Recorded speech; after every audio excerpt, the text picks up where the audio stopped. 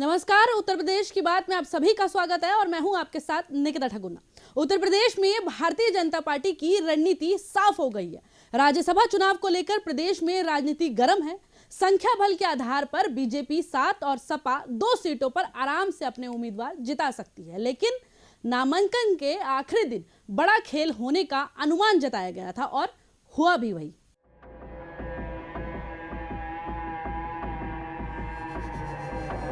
उत्तर प्रदेश में राज्यसभा चुनाव 2024 को लेकर राजनीति गर्मा गई है। भारतीय जनता पार्टी ने 8वें उम्मीदवार को चुनावी मैदान में उतार दिया है। संजय सेठ भारतीय जनता पार्टी के 8वें उम्मीदवार के तौर पर नामांकन दाखिल कर चुके हैं। दरअसल उत्तर प्रदेश की 10 राज्यसभा सीटों के लिए चुनाव की प्रक्रिया चल रही है।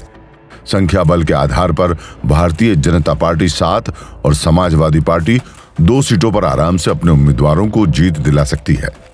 वहीं एक सीट को लेकर संख्या बल का मामला फंस गया है।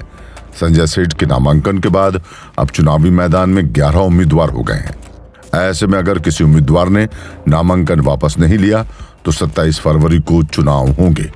समाजवादी पार्टी ने 3 उम्मीदवारों का नामांकन पहले ही दाखिल कर दिया है। यूपी विधानसभा की स्ट्रेंथ इस समय 399 सदस्यों की है। 403 सदस्यों वाली यूपी विधानसभा की 4 सीटें रिक्त हैं। वर्तमान संख्या बल के हिसाब से राज्यसभा की 1 सीट से जीत सुनिश्चित करने के लिए प्रथम वरीयता के 37 वोट की जरूरत होगी। एनडीए का अंकगणित देखें तो बीजेपी के 252, अपना दल के 13, निषाद पार्टी के 6 और ओम प्रकाश राजभर की सुहेल देव भारतीय समाज पार्टी के 6 विधायक हैं। हाल ही में एनडीए का दामन थामने वाले राष्ट्रीय लोक दल के 9 विधायकों को भी जोड़ लें तो एनडीए का संख्या बल 286 तक पहुंच जाता है। रघुराज प्रताप सिंह राजा भैया की पार्टी जनसत्ता दल के भी 2 विधायक हैं जो समय समय पर सरकार के साथ खड़े नजर आए हैं। सुभाष सभा के विधायक अब्बास अंसारी और सपा विधायक इमरान सोलंकी अलग अलग मामलों में जेल में बंद हैं। सपा के 108 विधायक हैं। कांग्रेस के 2 और बसपा का 1 विधायक है। सपा को 3 राज्यसभा सीटें जीतने के लिए 111 विधायकों के वोट की जरूरत होगी।